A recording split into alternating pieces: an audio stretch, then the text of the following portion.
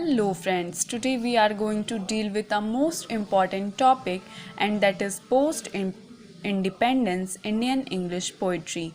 First हम जानेंगे what is post-independence Indian English poetry and second thing हम ये जानेंगे कि ऐसे कौन कौन से राइटर्स थे जिन्होंने post independence Indian English poetry लिखने में अपना बहुत ज़्यादा कंट्रीब्यूशन दिया। तो हम पहले टाइटल समझते हैं post independence Indian English poetry क्या है। Post means after, independence means आज़ादी और पोइट्री मीन्स कविताएं। तो ऐसी कविताएं जो आज़ादी के बाद लिखी गई हो उन्हें कहते हैं पोस्ट इंडिपेंडेंस पोइट्री। लेकिन मैंने अभी ये बताया कि what is post independence poetry, ये नहीं बताया कि what is post independence Indian English poetry. तो इस टाइटल में इंडियन इंग्लिश क्या है, तो इंडियन इंग्लिश पोइट्री वैसी पोइट्री होती है जिसे वैसे पोइट्स ने लिखा होता है जिनका जन्म तो भारत में होता है लेकिन वो इंग्लिश में लिखते हैं। हमारी मातृभाषा हिंदी है तो हम ये कह सकते हैं कि ज़्यादातर लेखक या लेखिकाएं हिंदी में कविताएं लिखना पसंद करती है और हिंदी में कविता लिखती हैं। लेकिन ये ऐसे कवि थे जो थे तो भारत के जिन्होंने इंग्लिश में पोएम लिखना चूज़ किया। तो ऐसे पोइट्रीज़ को कहते हैं इंडियन इंग्लिश पोइट्री। तो आपको क्वेश्चन में ये अलग तरह से भी पूछा जा सकता है कि what is post independence Indo Anglian poetry या फिर एंग्लो एंग्लियन पोइट्री। तो आपको कंफ्यूज नहीं होना है, ये सब चीज़ सेम है। तो अब मैं ये बताती हूँ कि what is post independence Indian English poetry. तो ये वैसी पोइट्रीज़ होती है जो इंडिपेंडेंस के बाद लिखी गई और जिन्होंने यह दर्शाया कि किस तरह से उस वक्त घटनाएं घटी या फिर उस वक्त क्या क्या हुआ जिसके वजह से लोगों में सामाजिक स्तर पर, आर्थिक स्तर पर, राजनीतिक स्तर पर और मानसिकता में भी बदलाव आए।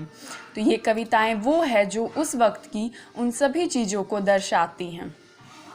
उस वक्त जब अंग्रेज़ हमें छोड़कर चले गए तब लोगों में क्या हुआ, लोग एक कैद से बाहर आ गए। जब तक हम अंग्रेज़ के कैद में थे वे हमें वही काम करवाते थे जो वो चाहते थे, उससे ज़्यादा हम कुछ कर नहीं सकते थे और ना करने पर वे हमें दंड भी देते थे। तो होता क्या था कि लोग एक तरह से उनके कैद में थे। तो जब वो उस कैद से हर एक व्यक्ति आज़ाद हो गया तो हर एक व्यक्ति ने अपना जैसा लाइफ स्पेंड करने का चाहा वैसे स्पेंड किया और वे उस कैद से आज़ाद हो गए, अपनी लाइफ को आगे बढ़ाया। तो इस क्रम में जब हमारा देश अब विकसित होने लगा था, अब आगे बढ़ने वाला था, तब बहुत सारी कठिनाइयाँ आई, बहुत सारे ऑब्स्टिकल्स आए जिनसे हर एक व्यक्ति को डील करना पड़ा, हर एक इंसान को डील करना पड़ा। और सबसे बड़ा ऑब्स्टिकल्स, कठिनाई उसके बीच में थी इंडिया और पाकिस्तान का पार्टीशन। इंडिया और पाकिस्तान का पार्टीशन अगस्त 1947 में हुआ। तो जब इंडिया और पाकिस्तान का पार्टीशन हुआ तब कुछ मुसलमान थे जो कि पाकिस्तान जाना चाहते थे और कुछ हिंदू थे जो कि हिंदुस्तान में रहना चाहते थे। तो जब ये अपने सही जगह को जाने के लिए इधर उधर भाग रहे थे तब हिंदू मुसलमान में बहुत सारे दंगे फसाद हुए। इनमें इंसानियत मर सी गई और ये एक दूसरे का खून करने पे उतारू हो गए। जहाँ भी ये मिलते थे वहाँ बस लड़ाई झगड़े दंगे फसाद होते थे। तो ये सबसे बड़ी कठिनाई थी इंडिया और पाकिस्तान का पार्टीशन। तो जब इंडिया और पाकिस्तान का पार्टीशन हुआ उसके बाद लोगों ने ये समझा कि उनके लिए शिक्षा का क्या महत्व है, एजुकेशन का क्या महत्व है। तो हर एक व्यक्ति ने चाहा कि वो शिक्षित हो ताकि वो अपने आगे आने वाली पीढ़ी को शिक्षित कर सके। तो इस सोच के बाद बहुत सारे यूनिवर्सिटीज़ ओपन होना शुरू हुए, विश्वविद्यालय खुलना शुरू हुए। और अब दिक्कत यह आई कि उस विश्वविद्यालय में वैसे ही लोग दाखिला ले सकते थे जो कि उच्च वर्ग से बिलोंग करते थे। तो उनका दाखिला तो आसानी से हो जाता था क्योंकि उनके पास पैसे थे। लेकिन जो निचले वर्ग से बिलोंग करते थे उन्हें शिक्षित होने में बहुत सारी कठिनाइयाँ आई और सबसे बड़ी कठिनाइयाँ थी पैसों की। तो अब प्रॉब्लम आई कि अब अर्थव्यवस्था में कैसे सुधार हो।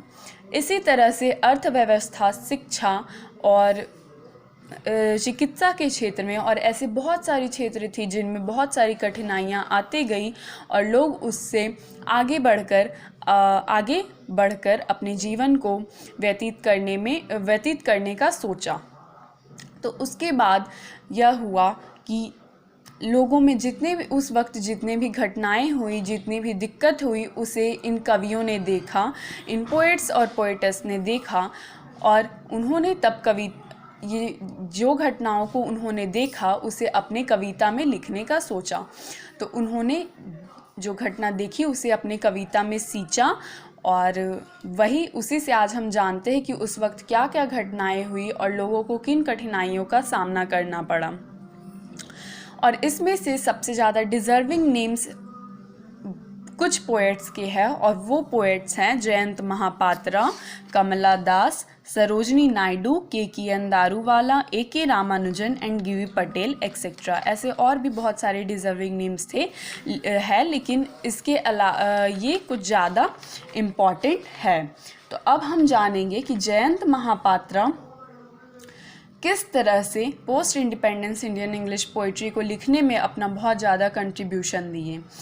जयंत महापात्रा एक पहले ऐसे पोएट थे जिन्हें साहित्य अकादमी अवार्ड से नवाजा गया।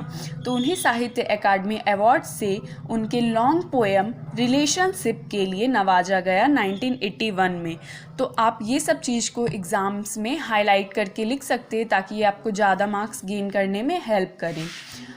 और इनमें बहुत ही ज़्यादा टैलेंट थी। इन्होंने जो अपना लिटरेरी करियर था वो 46 की एज में स्टार्ट किया। हम समझ सकते हैं कि 46 का एज यानी कि किसी भी इंसान के लाइफ का 4th stage, that is manhood. तो इन्होंने अपनी 46 के एज में अपनी लिटरेरी करियर को स्टार्ट करते हुए भी पोइट्री लिखने में और बहुत ज़्यादा योगदान दिया।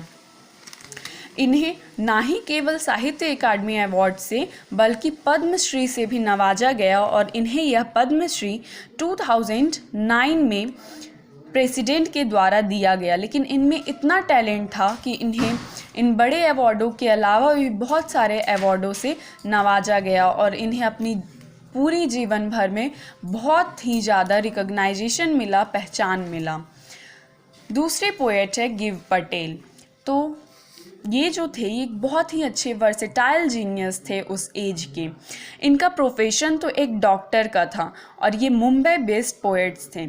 इन्होंने कुछ फेमस पोएम्स लिखी जिनमें से how do you with stand और मिरर्ड मिरोरिंग आता है और उसमें एक इम्पॉर्टेंट प्ले भी है, एक फेमस प्ले भी है जिसका नाम है प्रिंसेस। इसके अलावा गिव पटेल बहुत सारे एग्जीबिशन में भी पार्टिसिपेट करते थे और इंडिया के साथ साथ ये अब्रॉड में भी, विदेशों में भी पार्टिसिपेशन किया करते थे। और ये पोएट होने के साथ साथ एक बहुत ही अच्छे आर्टिस्ट भी थे। इनका एक वर्कशॉप चलता था ऋषि वैली स्कूल में। And that's all about give Patel. अब हम जानेंगे के.एन. दारूवाला के बारे में। के.एन. दारूवाला का जन्म लोनी में हुआ था और इनके फादर जो थे वो प्रोफेशन से एक प्रोफेसर थे लिटरेचर के। और इनका एक ऐसा प्रोफेशन था कि इनका बार बार ट्रांसफ़र हुआ करता था। तो जिस वजह से के.एन. दारूवाला को भी अपने पिता के साथ, फादर के साथ ट्रैवल करना पड़ता था। तो जिस वजह से इन्हें हर जगह की बहुत ही ज़्यादा एक्सपीरियंस हुई। अगर हम कहीं भी एक जगह से दूसरी जगह मूव करते तो हमें हर जगह की इस तरह से एक्सपीरियंस होती जाती है। उसी तरह से के.एन. दारूवाला को भी बहुत ज़्यादा एक्सपीरियंस हुआ इस वजह से। तो उन्होंने अपनी ये जो एक्सपीरियंस थी, जो उन्होंने अपने बचपन के दिनों में एक्सपीरियंस किया, उसे इन्होंने अपने पोएम अंडर यूनियन में लिखा और इन्हें साहित्य अकादमी अवार्ड से नवाजा गया 1984 में। और ये अवार्ड उन्हें इनकी poetic collection the keeper of the dead के लिए मिला। अभी ये presently president of the poetic society of India है। नज़ीम एज़िकल ने इनके बारे में बोला है, Daruwalla has the energy of lion. मतलब एक शेर की भांति के.एन. दारूवाला में उतनी ही एनर्जी है। कमला दास जो भी एक ऐसी पोएटेस है, ये जो भी पोइट्री लिखती थी वो पोइट्री बहुत ही ट्रांसपेरेंट होती थी, इतनी ज़्यादा रियल होती थी कि उसमें हम झांक कर देख सकते हैं कि वो कितनी ज़्यादा पोइट्री रियल हैं। और ये कमला दास ज़्यादातर ओपनली विमेन सेक्सुअलिटी के बारे में बात किया करती या फिर लिखा करती हैं। इनका जो बचपन का दिन था वो कलकत्ता में बीता और इनकी शादी एक बैंक ऑफिसर से बहुत अर्ली एज यानी कि 15 के एज में इनकी शादी एक बैंक ऑफिसर से हो गई और जिनका नाम था माधवा दास। कमला दास को भी बहुत इन्होंने जो भी अपनी एक्सपीरियंस जो भी थी इनकी बचपन की, इन्होंने अपनी first book summer in Calcutta में शेयर किया, जिससे इन्हें बहुत ज़्यादा पॉपुलैरिटी मिली। इनकी फर्स्ट बुक बहुत चली और उसके बाद इनकी जो सेकंड बुक थी वो थी द डिसेंडेंट्स। और इस पोइट्री के बाद ये और भी ज़्यादा फेमस पॉपुलर हो गई, जिसमें एक कुछ लाइंस भी है, gift him what makes you women, Musk of endless female hungers. इन्हें द टाइम्स के द्वारा नवाजा गया और इनको एक नया नाम दिया गया, the mother of modern English Indian poetry. A K. Ramanujan great Indo Anglian poet थे। ये लिखते तो इंग्लिश में थे, लेकिन फिर भी इन्हें ये पता था कि किसी भी लोकल लैंग्वेज का कितना वैल्यू होता है। हम जानते हैं कि ज़्यादातर हमारे देश में या कहीं भी हिंदी या इंग्लिश को प्रायोरिटी दिया जाता है, जो हमारी लोकल लैंग्वेजेस होती हैं उन्हें उतना प्रायोरिटी नहीं दिया जाता है।